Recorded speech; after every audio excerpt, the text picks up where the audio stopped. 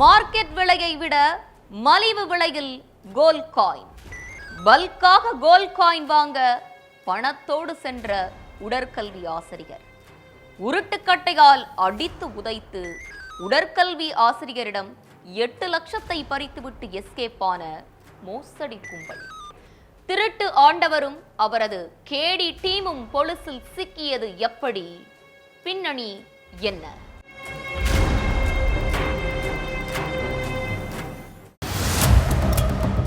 Theni Veerapandi police ஸ்டேஷனுக்கு மின்னரசு நகரை சேர்ந்த ராமகிருஷ்ணன் அரக்க பறக்க ஃபோன் பண்ணியிருக்காரு.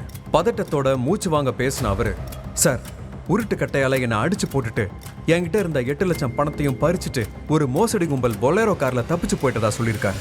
அடுத்து உஷாரான காவலர்கள் தமிழக கேரள எல்லையான போடிமெட்டு பகுதியில் கண்காணிப்பு பணியில இறங்கியிருக்காங்க. அந்த வழியா வந்த அத்தனை பொலேரோ கார்களையும் கண்குத்தி பாம்பா பார்த்துட்டு இருந்த போலீஸ்க்கு 7 பேர் வந்த ஒரு சிமெண்ட் காரும் கண்ணுல பட்டிருக்கு. அந்த காரை வழிமறைச்ச காவலர்கள் வெள்ளையும் சொல்லையுமா வேட்டி சட்டையில காருக்குள்ள இருந்தவங்க கிட்ட, எங்க இருந்து வரீங்க, காரை விட்டு இறங்குங்க, கொஞ்சம் செக் பண்ணணும்னு சொல்லியிருக்காங்க. அப்போ அவங்க, சார், அவசரமா ஹாஸ்பிட்டல் போயிட்டு இருக்கோம், ஒரு விபத்து நடந்து எங்க சொந்தக்காரங்க உயிருக்கு போராடிட்டு இருக்காங்கன்னு அவங்க கிட்ட சொல்லியிருக்காங்க. ஆனா தோழா பட கார்த்தி டயலாக் போலீஸ்காரங்க கிட்ட எடுபடல.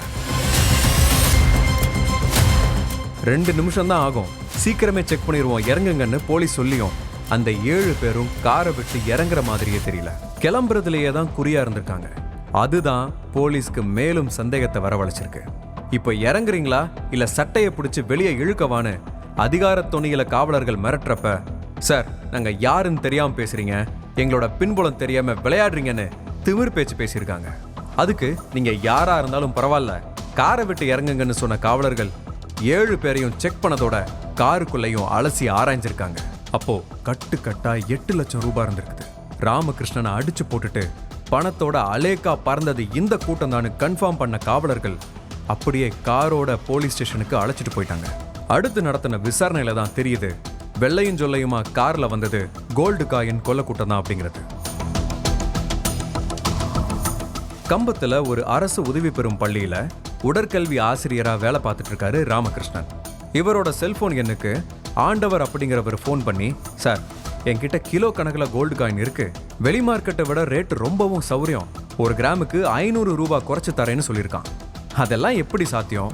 1 கிராமுக்கு 500 ரூபானா கிலோ கணக்கில் வாங்குறப்போ பெரிய தொகை நஷ்டம் ஏற்படுமே, அப்படி நஷ்டத்துல ஏன் வியாபாரம் பண்ணணும், அதனால உங்களுக்கு என்ன லாபம்னு குறுக்கு கேள்வி கேட்டிருக்காரு ராமகிருஷ்ணன்.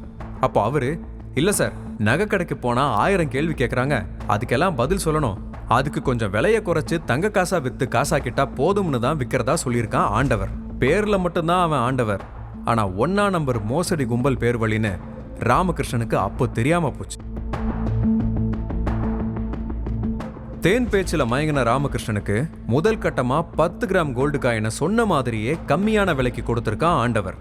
அதனால பல்கா கோல்டு காயின் வாங்கலாம் அப்படிங்கிற முடிவுக்கு வந்துட்டாரு உடற்கல்வி ஆசிரியர்.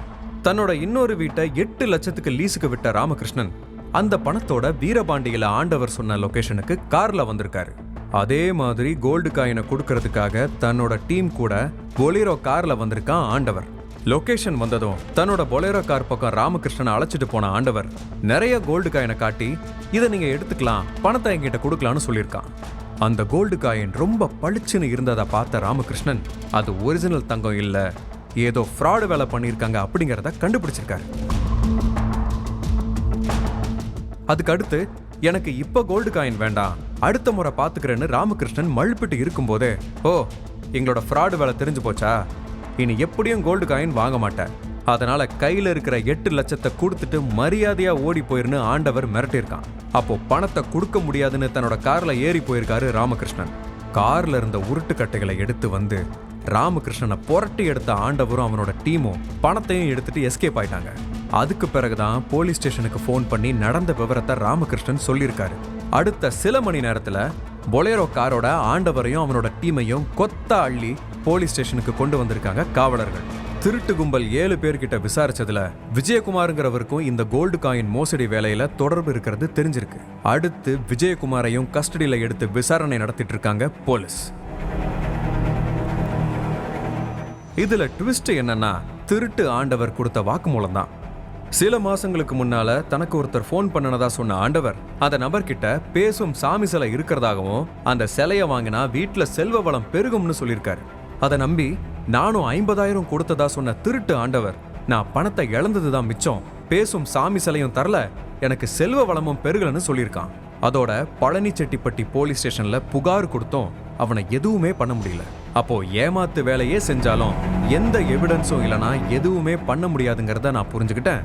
அதனால நானும் அதே பாணியில ஏமாத்து வேலையில இறங்கிட்டேன்னு பகீர் வாக்குமூலம் கொடுத்திருக்கான் ஆண்டவர். முள்ளால தான் எடுக்கணும், ஆனா ஒரு ஏமாத்து வேலையை மற்றொரு ஏமாத்து வேலையால தான் ஈடுகட்ட முடியும்னு திருட்டு ஆண்டவர் சொல்றது ஒரிஜினல் ஆண்டவனுக்கே பொறுக்காது.